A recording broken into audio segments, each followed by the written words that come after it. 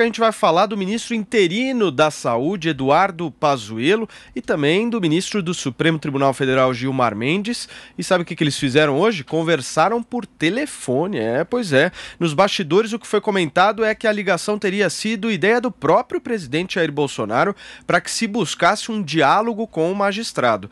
Ao jornal O Globo, o ministro Gilmar Mendes confirmou que a conversa foi bastante cordial, mas não quis entrar em muitos detalhes, não.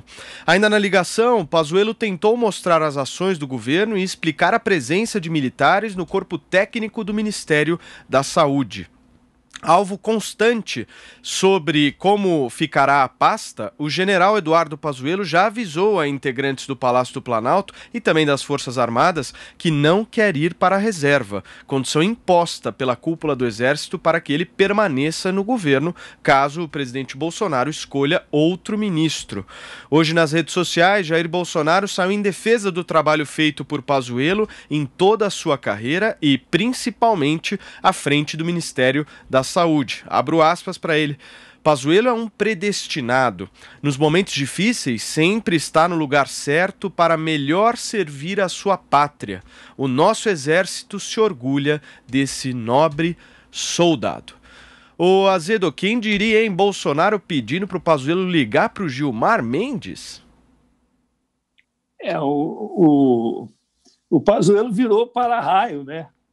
Porque ele vai colecionar aí essas estatísticas da pandemia aqui no Brasil, porque a tarefa dele, de certa maneira, foi tentar transferir a responsabilidade do combate à pandemia, da política de isolamento social, para os governos estaduais, para as prefeituras, para o Supremo, que era a narrativa do Bolsonaro. Ele fez isso. Mas ele errou porque ele substituiu os técnicos do Ministério da Saúde por oficiais do Exército, alguns truculentos, por exemplo, aquele secretário executivo do Ministério da Saúde, que maltratou o garçom. Provavelmente ele trata os taifeiros daquele jeito. O sujeito vai para a coletiva com um broche, com uma faca ensanguentada, que deve ser algum símbolo de treinamento, de comandos, alguma tropa especial de elite aí que ele deve ter, da qual ele deve ter participado e tal. Então, isso tudo começou a criar um mal-estar. É discutível a presença de oficiais da ativa em funções que não estão diretamente relacionadas às suas aptidões, né? O Tribunal de Contas já está examinando isso. E o Gilmar, ele exagerou na expressão que ele usou, mas ele colocou o dedo na ferida ali, com relação da interinidade de 60 dias do Pazuello naquele cargo. E isso é uma coisa assim, muito séria, muito grave que estava acontecendo, porque há uma descoordenação. A saúde pública no Brasil depende do SUS. O SUS só existe se houver coordenação entre os entes federados, a União, os estados e os municípios. Ele só consegue funcionar direito assim. E isso teve um impacto aí na pandemia, e foi por uma motivação política do Bolsonaro. Se o Bolsonaro não tivesse ficado com os ciúmes do Mandetta, ele ia estar surfando os índices de popularidade do Mandetta também.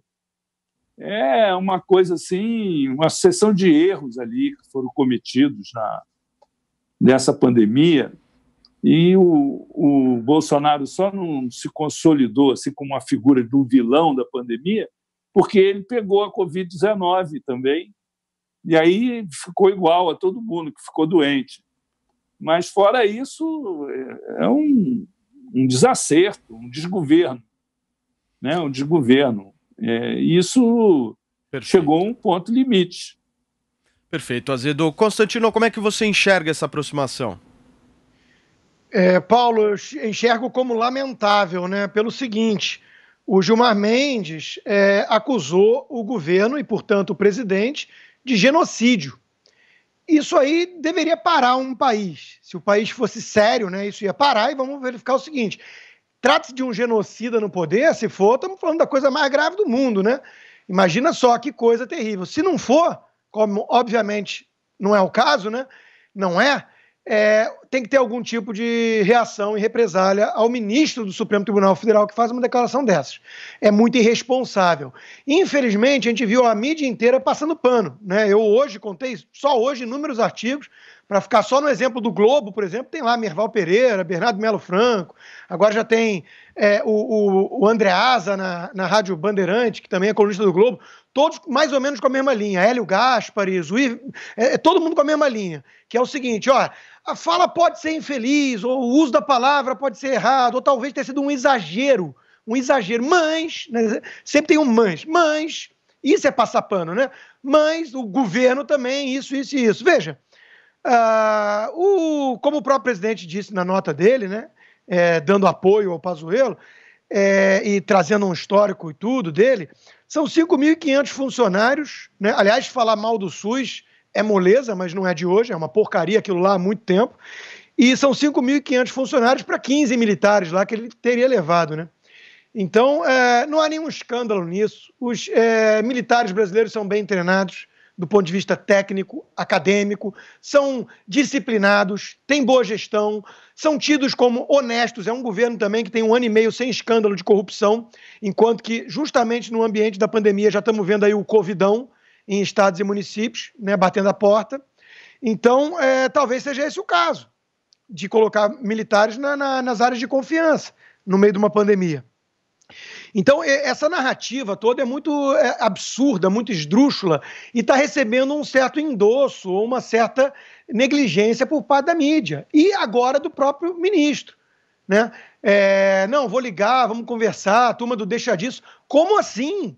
E que país é esse? Imagina um ministro, um justice da Suprema Corte aqui falar que o Trump é um genocida.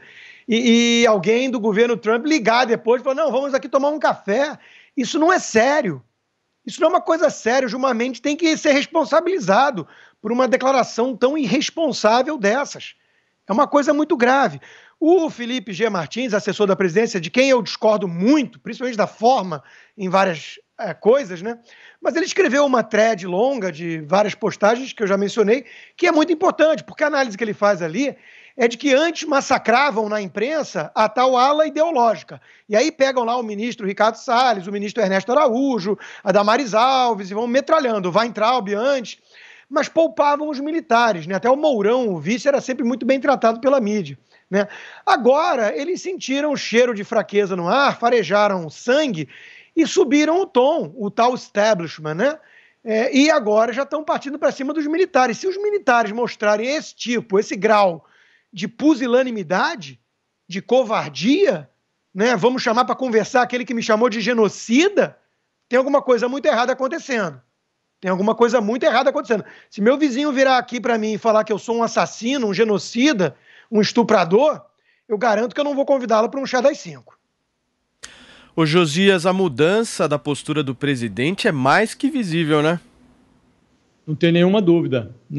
O Gilmar Mendes atribuiu um conceito genocida à gestão do general Eduardo Pazuello no Ministério da Saúde e, por extensão, ao presidente Bolsonaro, que chefia o general. A fala do Gilmar Mendes é de domingo passado. O ministro da Defesa, o general Fernando Azevedo e Silva, não gostou e esse embate eletrificou o noticiário por 4 dias até que entrasse em cena a turma do deixa disso, e o general, que responde interinamente pela pasta da saúde há 2 meses, viu-se constrangido, por assim dizer, a prestar contas a um ministro do Supremo, e fez isso por ordem do presidente, cujo filho, o Flávio Bolsonaro, tem um pedido de foro especial sobre a mesa do Gilmar Mendes. Esse enredo todo revela o nível de abastardamento a que chegou a política brasileira. Admita-se que o governo cometeu erros em série na saúde, e esses erros foram cometidos. Em plena pandemia, 2 ministros médicos foram expurgados ali da pasta. Há 2 meses o cargo é exercido interinamente por um general que frequentou a escola de paraquedismo, não de medicina. Até o momento, os 2 grandes feitos do general no cargo foram a substituição do staff técnico da pasta por quase 3 dezenas de militares e um par de indicados do Centrão, além de uma tentativa frustrada de maquiar os dados sobre a evolução da pandemia, número de mortos e coisas do gênero. Tudo isso é matéria-prima para a oposição, não para um ministro do Supremo Tribunal Federal. A oposição é necessária e faz bem a qualquer democracia, mas a oposição brasileira, ela frequenta a conjuntura sem demonstrar a sua utilidade. Por ora, a oposição não conseguiu fazer bem nem a si mesma. Dias atrás, aprovou-se no Congresso Nacional um projeto para impulsionar o saneamento básico no país e a oposição votou contra. Em plena pandemia, num país em que as pessoas não têm água para lavar a mão em casa, e a oposição votou contra esse projeto. Quer dizer, as forças de oposição ao governo Bolsonaro, elas precisam de uma ideia, qualquer ideia, e hoje elas não têm. Então foi contra esse pano de fundo que um ministro do Supremo Tribunal Federal achou que seria uma boa ideia realçar que não é papel das Forças Armadas substituir o corpo técnico do Ministério da Saúde no meio da maior pandemia da história. Do mesmo modo, não é atribuição de um ministro da Suprema Corte atuar como líder da oposição, numa causa, inclusive, sobre a qual ele pode ser chamado a atuar como magistrado. Então, a militarização do governo e a politização do judiciário são patologias de um país em franca degradação. É o que está acontecendo hoje no Brasil. O país está em franca degradação.